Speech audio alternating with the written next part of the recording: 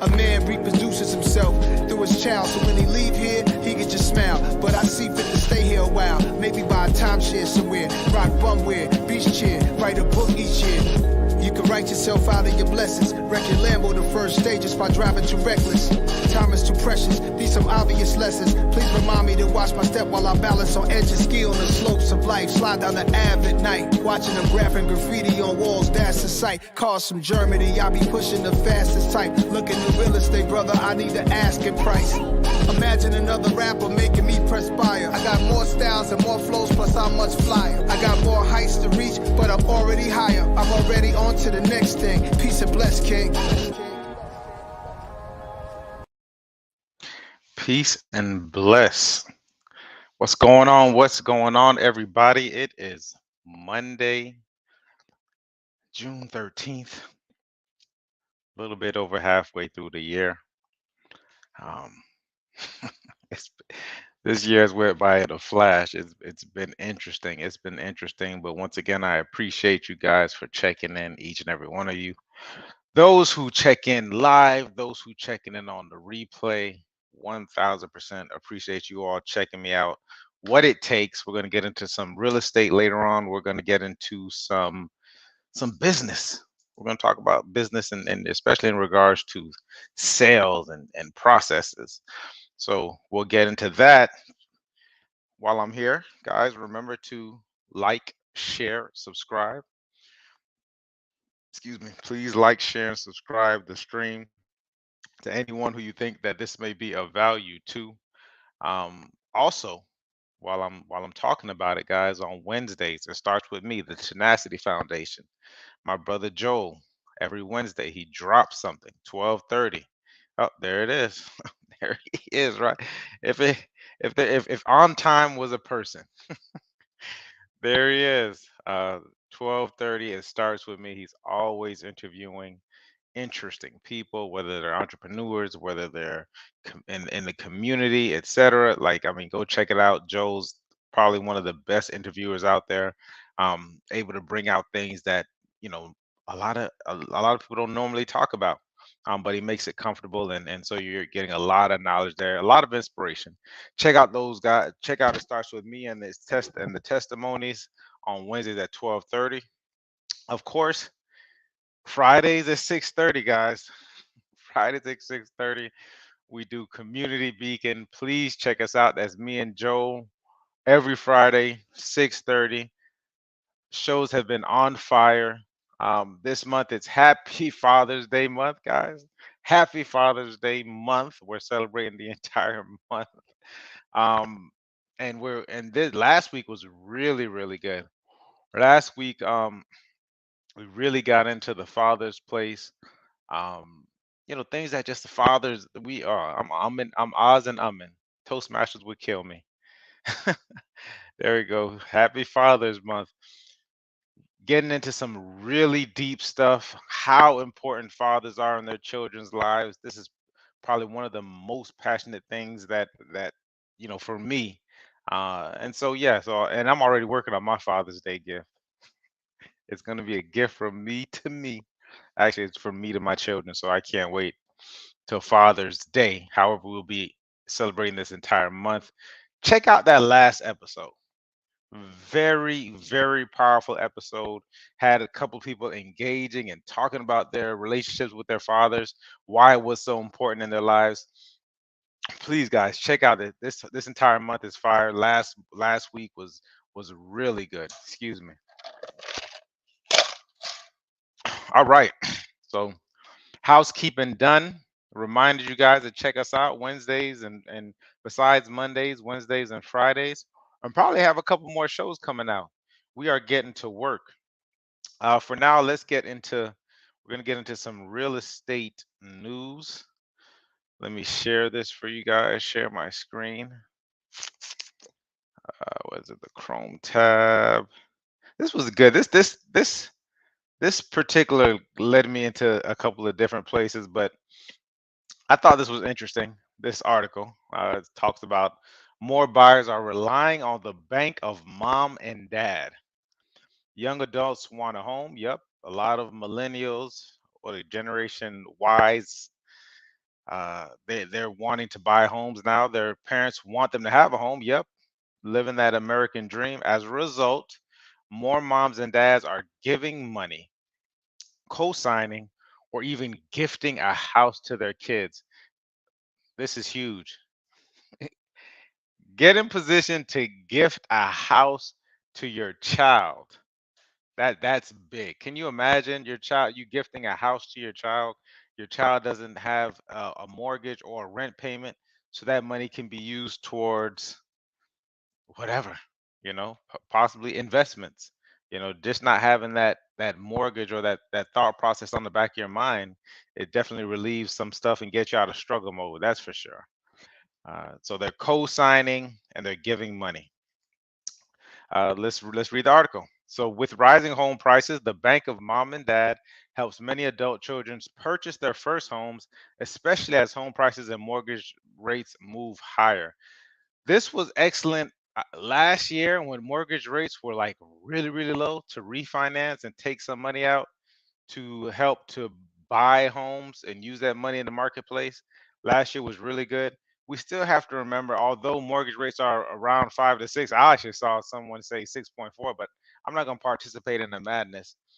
We're still at an all-time low. When my parents came down here in 2000, in 1988, 89, I saw their mortgage paper.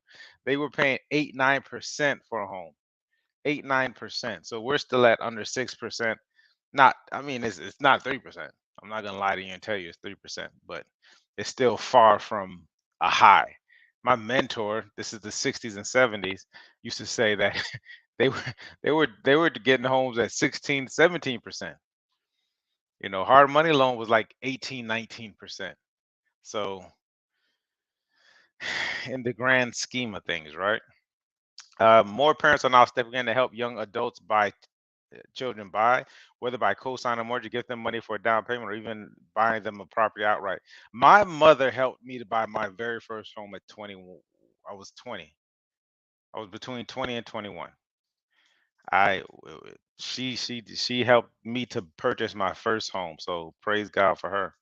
It has a lot to do with rental prices being so high. They feel like it's a waste to be throwing away money on rent when they can capitalize on the sales market right now. Here's the thing. Oh, don't buy a house, blah blah blah. It's not a good investment. Your money's already in the game. There's, it's almost like saying don't buy food. Like you got it. You have there's certain wants. This is why I really got into real estate is because you need it. It's not a want, it's a need. You can go back and live with your parents. That's an option.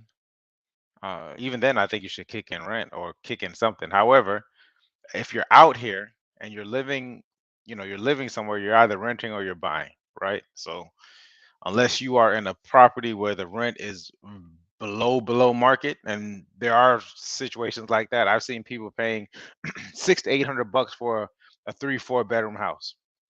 Like there's there's no reason to leave other than that you want to start, accumulating assets or having an asset such as a home.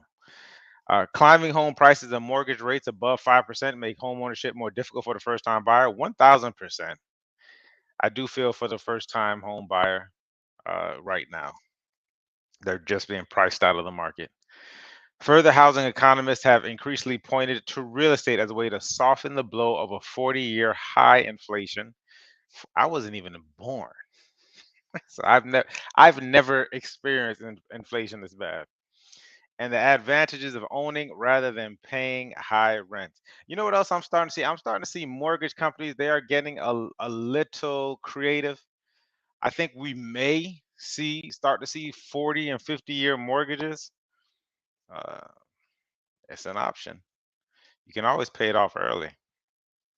In big cities, parents show an even greater interest in real estate investments to avoid paying expensive student housing fees. Yep. Real estate pros say college students in large metro areas make up a sizable portion of clients. Yep, my first home I bought, I was in college. Probably one of the, not probably, one of the best investments I've ever made. You see interest from people saying that could be a down payment. Yep. I may as well just have an apartment that appreciates. Essentially, that's what, you You can't lose people. Well, you can. It depends on how fast you're moving. But if you don't plan on moving the next 4 to 7 years, you should be okay. Financial advisors report an increasing number of ultra wealthy parents seeking advice on purchasing homes for their adult children because of the increased cap and the gift and estate exemptions. And this is where it got real interesting for me, and I started going down into a rabbit hole. It says the 2017 Tax Cuts and Jobs Act has doubled through 2025 the amount that Americans can pass on to their heirs tax free, just over a $12 million. So you can pass on to your heirs if you pass up to 12 million. I think it's like 11.7 million gifting. While the gift tax annual exclusion amount increases in 2022 to 16,000. Currently, it is 15,000. Uh, so I thought that was interesting. And then of course I started going down into I started going getting into the gifts. Let me see, because I just wanted to read up on the gifts real quick. Mm, I believe this is it. Yep, here. Boom. So then I started getting into the gifts, and because I thought that if you were given a gift, if you had to pay taxes on the gift, but apparently not. However, if you do give a gift over $15,000 in a year, you need to fill out. You need to let the IRS know, essentially. However, um, you get up to 11.7 million as 2021, and 2022 it'll be 12.06 million in a lifetime of gifts you can give. If anybody has 11 or 12 million that they want to give away, I'll take it. You know, I appreciate the gift. Uh, so and if it's over 15,000 within 1 year, you just have to let the IRS know. People who get the gifts do not pay necessarily pay tax on it. And that's another way to get your down payment. We need to start getting very creative within our families in regards to buying property. Can I stop this share? Yeah. I think we need to start getting a lot more creative in regards to how we're buying property, especially with the prices going where they are. And I do not see them falling much. I think we're like establishing a baseline for a lot of homes, especially here in South Florida. And I think South Florida, the baseline is going to be at around 300,000 for like real starter homes. We were spoiled. We got we got to understand we're spoiled. Most of us, and I know a lot of us don't go, but we're 10 to 15 minutes from the beach, guys. Weather's amazing. We're starting to get a lot more things to do, more industrial. I was at downtown West Palm Beach this weekend. You got to see the things that are going up there, and we're in a great spot. So kudos to those who didn't buy. If you didn't buy and you're ready to buy, let's talk about it. Let's have a conversation about it. All right, cool. Guys, remember the book of the month. Right now, I am still reading I'm actually reading like 2, 3 books at the same time right now. Four Agreements is one of them. If you have any comments, etc., about the Four Agreements, let me know. I'm really, really enjoying the book. If you have not read the Four Agreements, it's like a self growth. It's part of the self growth starter kit. You have to have that book along with Think and Grow Rich is another one. So those two books are great. I have The Science of Getting Rich as well, and that's a short read, and I haven't finished reading it. So I need to get more focused with my reading. So, guys, Four Agreements, we'll be finishing that up before the end of the month. Take your time. We still have 2 weeks left, and it's a short read. All right, perfect. How much time do I have? How much time do I have? Guys, I want to talk about getting into business. I know we have a lot of budding entrepreneurs out there. Let me see. I got a comment. It's amazing. I read it 4 years ago, reread last year, had more insights the second time. Shouts out to Kenyatta. It's almost like the Bible. I'm rereading the Bible for the umpteenth time, and every time I read it, there's something else I get out of it. And here it is. That's a testament to how much you've grown, right, Kenyatta? So listen, if Kenyatta says to read it, you should be reading it. Okay, cool. Let me get let me get back into to what I was excited about. And you guys remember, I'm up. I think I got up this morning a little earlier than normal. It was about 1:30, 2 o'clock. I could not go back to sleep. So I was like affirmation out by 4 o'clock. I was ready to go. I listened to affirmations 1,000 times. I was ready to go this morning. So I'm starting to feel the drop, but I have a little bit more in the tank for this session here. We're going to talk about getting into business. Like I said, a lot of you guys are getting into business, think about getting into business, having your side hustles. Okay, and here, I love the hustlers. You got you if you have hustling in you, it's a great thing. I'm not down on anybody who's hustling, right? You hustle, if you can add hustle to whatever you're doing, that's great. If that's the only thing you're doing, then this may not necessarily be for you. This is going to be for the people who want to create a business. You want to be a business man or woman. Okay. So I want to get into this foundation versus innovation. And I love you guys. And I understand that you all have the best ideal and you're the newest of this, you're the Uber of this or the Facebook of the, I don't know, whatever you are, right? Let's really get down to the nitty gritty.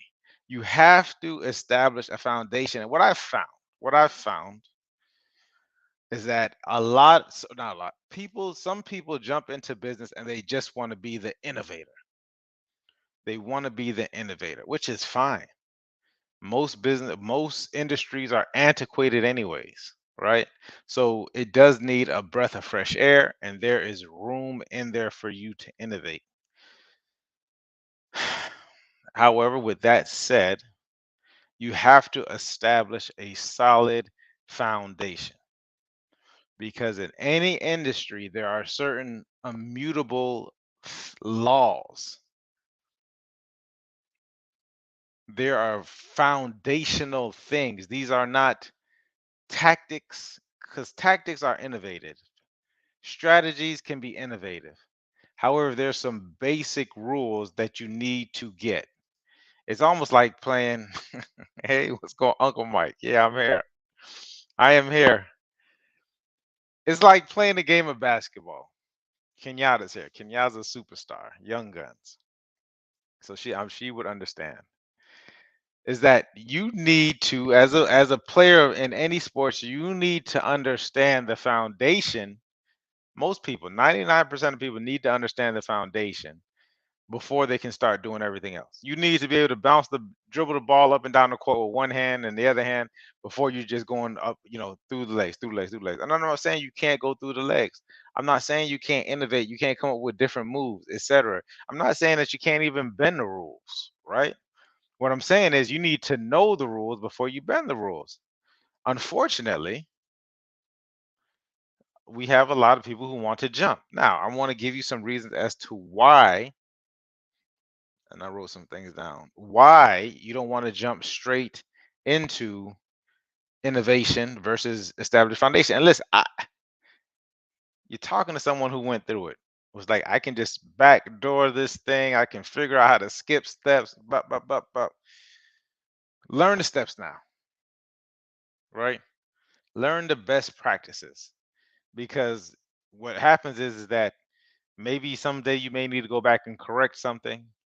Maybe someday you may be forced to go back and correct something. Maybe you just want to correct it, or maybe you put someone else in charge, which is really what it's about, processes, and they understand the best practices. You want to have something foundational where anyone can come in from within that industry and they know exactly where to start from for the most part, foundationally. Of course, you're going to have your own unique things that you all do, different nuances for each company and businesses, especially the culture. However, just the bottom late basic foundation of businesses and you need to have a foundation. Okay. The reason why you need to have that foundation, and this is one of the biggest reasons, is because you need to establish a baseline.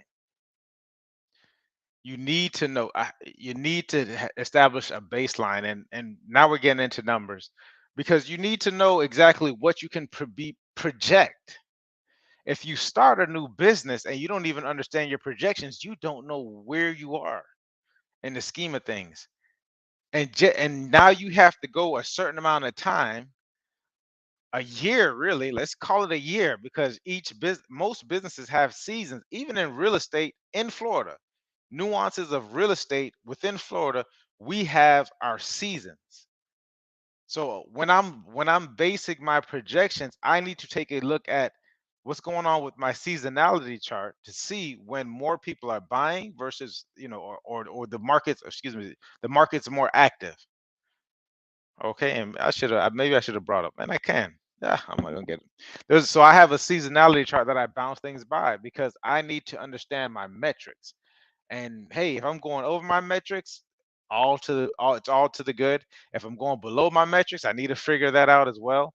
But the point being is that we need to know, because there's too many people who have, I don't even want to call it businesses. Too many people who are out here doing the entrepreneurship thing, and they don't know where they are.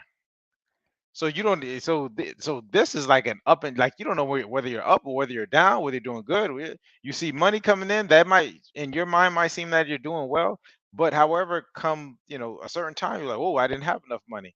What's the one of the top reasons of why businesses go out of business? It's not enough funding.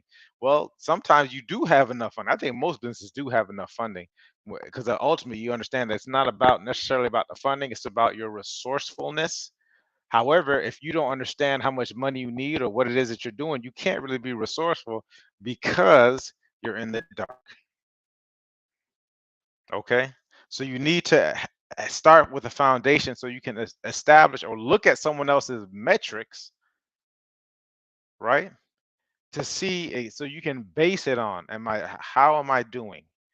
How am I doing? I need to keep kicking I woke up today, I'm looking at my numbers. How am I doing? If you're just all innovation, you don't know. You have to go a full year without understanding. Then I have them here, KPIs. What are the key performance indicators? If you're innovating, then what is it? If you don't have the numbers to it's like it's something brand new, and so you don't have the numbers to know whether or not you're doing well. And you could end up spending more time attempting to figure it out. Okay? So you need to have these metrics, you need to have these KPIs, you need to establish a firm foundation to have a business, because here's the thing, here's another thing, is that we're not you shouldn't be creating, well, a lot of people create businesses or businesses out of ego. You should be building your business to sell it. Even if you're not going, if even if you have no intentions of selling your business, it should be built to sell. What does that mean? That means that you have the proper standard operating procedures, right? You have the, right, I'm reading off my notes. You have the standard operating procedures, you have the processes, essentially the processes that a person can come and buy your business, you can leave, and the processes are working themselves out. Even if you don't plan on selling your business, you should be building it to sell. You should be establishing your business as an asset. And the asset should not just be you, because that's not a business. That's you, right? And if that's the case, you be better off go work being someone else's number two, because a lot of people want some really, really good number twos, threes, and fours, and they will pay very well for it. And you get vacation, and you don't have to worry about the headache, right? And there's already the processes more than likely have already been established. Or you're helping to establish processes that are there, but you don't get the blame. So you need to be building your businesses with the processes. Innovation is tough. You spend 5, 10, 15 years in innovations. A lot of ideas and dreams die because they went straight to the innovation phase in an attempt to skip over the foundational phases. There's a reason why there's foundations. In real estate, for instance, we're talking about building a business. Our business that we build in real estate is our book of business.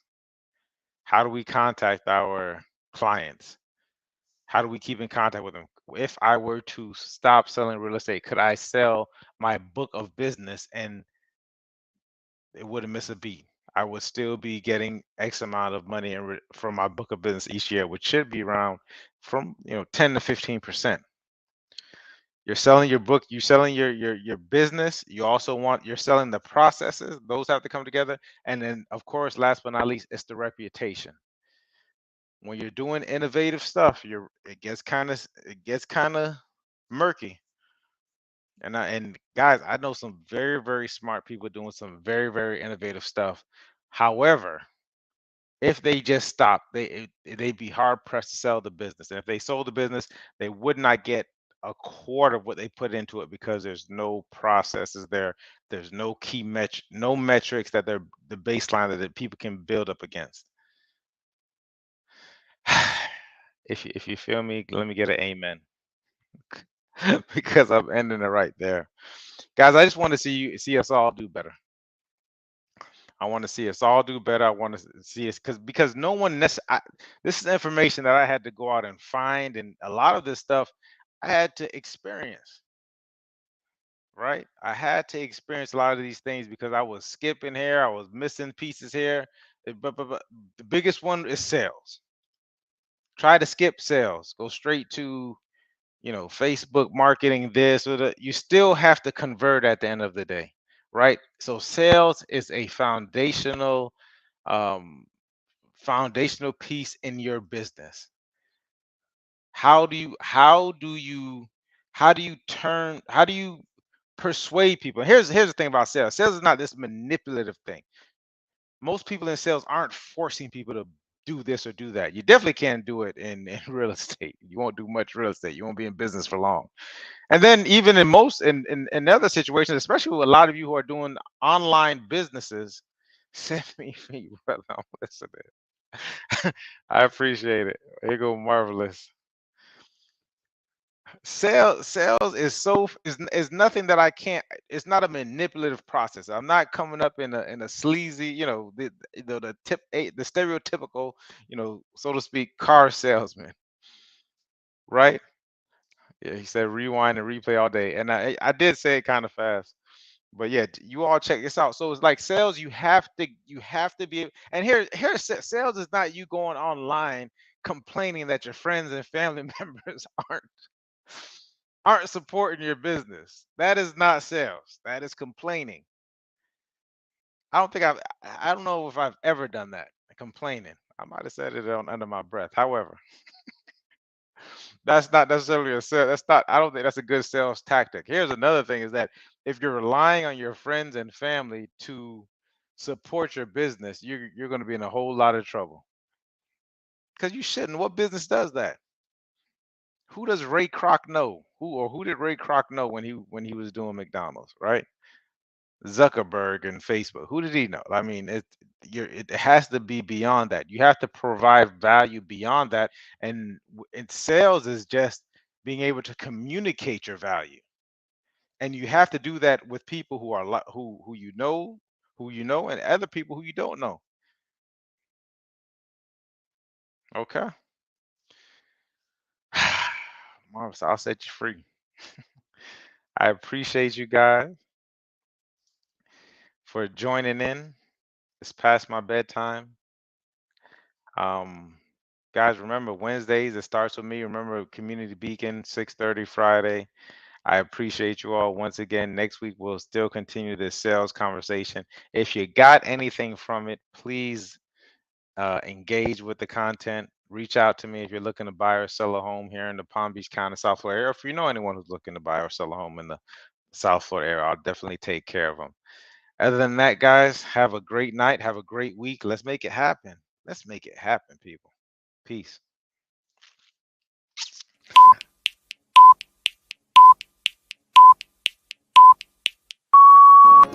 A man reproduces himself through his child, so when he leave here, he can just smile. But I see fit to stay here a while, maybe buy a timeshare somewhere, rock bumware, beach chair, write a book each year. You You can write yourself out of your blessings. Wreck your Lambo the first stages by driving too reckless. Time is too precious, these some obvious lessons. Please remind me to watch my step while I balance on edges. Ski on the slopes of life, slide down the Ave at night. Watching them graphing graffiti on walls, that's the sight. Cars from Germany, I be pushing the fastest type. Looking at real estate, brother, I need to ask in price. Imagine another rapper making me press buy